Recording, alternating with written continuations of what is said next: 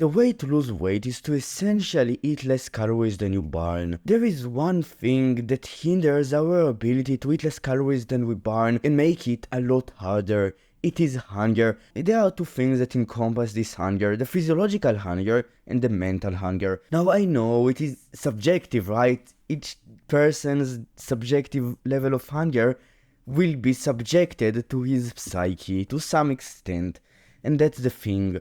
In this video, I will give you 5 ways to reduce both mental hunger and physiological hunger. Let's start with the first one, and it is about eating more voluminous foods. Now, it is not just about eating more fiber, but about more voluminous foods in general, but not just about any kind of voluminous foods. Voluminous foods that are tastier.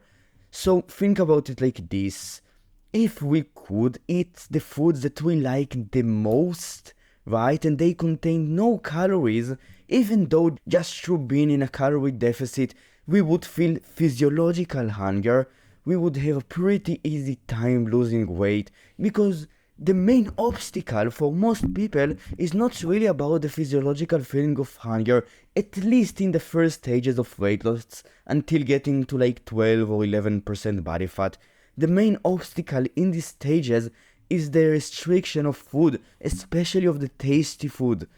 And that's why this is so effective. That's why including more voluminous foods that are tastier is so effective. But what are these foods? Foods like 0-calorie Jello, 0-calorie fucking Coke Zero. Now I know some people think that these things are harmful, not because of their fucking ability to cause you cancer, because they don't really cause cancer, not to a great extent in which you can actually say confidently that it will cause you to have cancer, but the thing is that it can increase your baseline mental hunger for sugary things. So think about it like this. Think about the last time that you were eating something sweet. After eating it, did you want to eat more of it? To some extent, probably yes, right? Because it was tasty, you developed even more cravings for it, just through eating it. And it can apply on the same token to artificial sweeteners, sweet things that contain no calories. It becomes more palatable, you want more of it, and that's the downside, that's the con. But in general, the pro of you being able to eat sweet tasty things during your cut surpass it by a pretty large margin. And that's the first way to make weight loss easier, is to include more foods like these ones.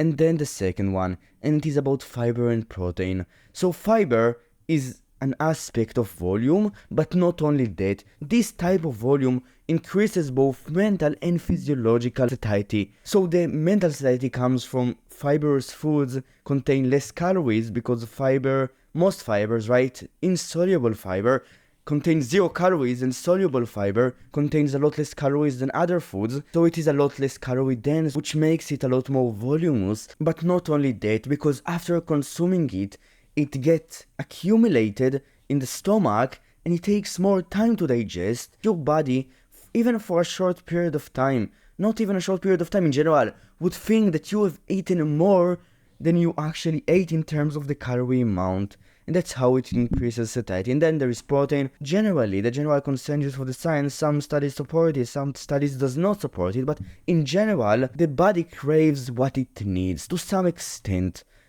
Protein is a very important macronutrient that our bodies need. And because of that, when we undereat it, our bodies usually increase hunger just so we eat it. But if the hunger increase, we perceive it as a general hunger increase, and we eat something else, we don't supply the body with protein, with what it needs. So to some extent, not to a very large extent, it might increase hunger even more. Eating protein is about giving your body what it needs, which by extension might reduce hunger. And then the third way. So there was a study that tried to see whether sleeping increases satiety or not. You know what they found in this study? The group who slept more by 2 hours, I think, so I don't have it here, I don't see it, but I remember it. But the group that slept more with a higher quality sleep ate less calories in general than the group who slept less. So the group who slept less slept around 7 hours. Sleeping more can reduce the amount of calories that you eat. One thing that can really explain it is a reduction in hunger. And that's one way to reduce hunger, which makes weight loss easier. And another mechanisms in which it works on, so there are two more main ones, is that when you sleep more, you are more energized. When you are more energized, you are way more likely to move. When you move more, you burn more calories. That's one thing. And then the second thing is that when you sleep more, you spend less time awake, which by extension means that you have less time to eat.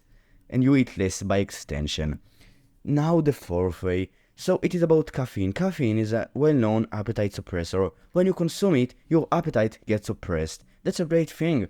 But the thing is that when you overconsume it over a very long period of time, your body gets desensitized towards it. So essentially, the human body gets more and more desensitized towards caffeine as we consume it more.